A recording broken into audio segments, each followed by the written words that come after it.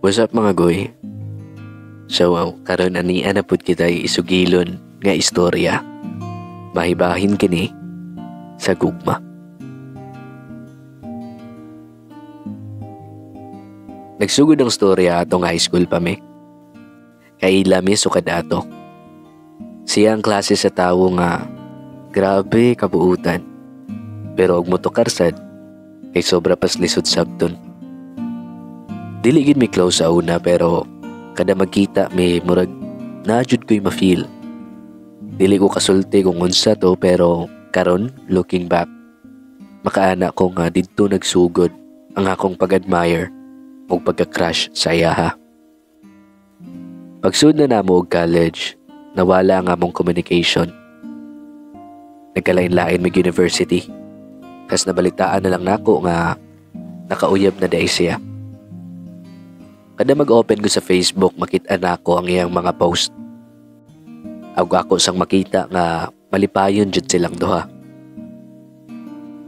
Gusto na ako nga mangumusta og mo-chat unta sa iyaha pero dili jud nako mabuhat. Kay unahan ko sa akong kakulba ug kahadlok. Hangtod sa usa ka adlaw, nagkita mi dito sa simbahan. Nakita na ako siya og una. Ug bisan uwaw, ni-approach jud ko sa iyaha. Daghan mi og naistoryahan. Og didto, nakita gid nako nga lain ra jud og siya ang akong kauban. The feeling that I am feeling sa una nga high school pa mi is wala jud nawala. Now, clear kaayo siya sa ako.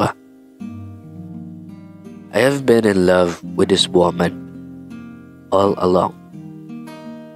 Ug naputo lang among panag-istorya sa dihang niabot ang iyahang uyab.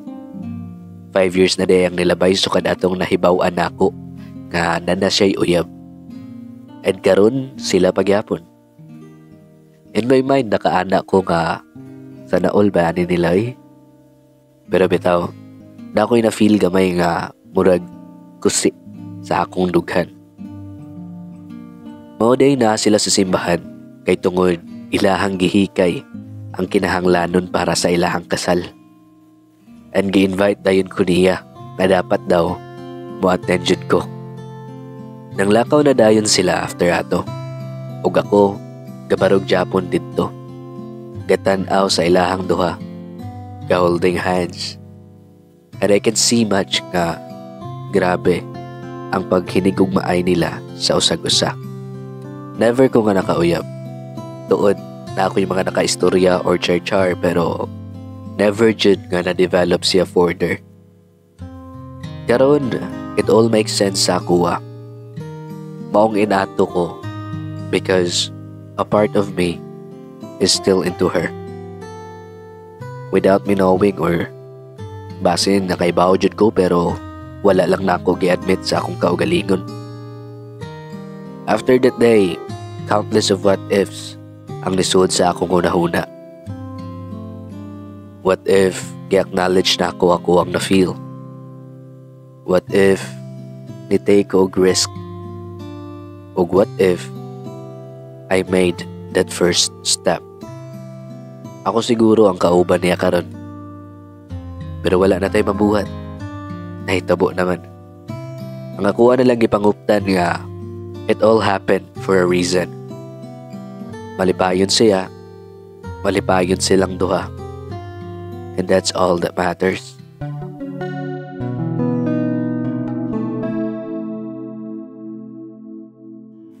Sumuto ang atong story mga guys and gusto lang na ako isulti no, sa mga naminaw karon nga if you are genuinely into something, may it be sa relationships, career, or interest, always jud choose to make that first step.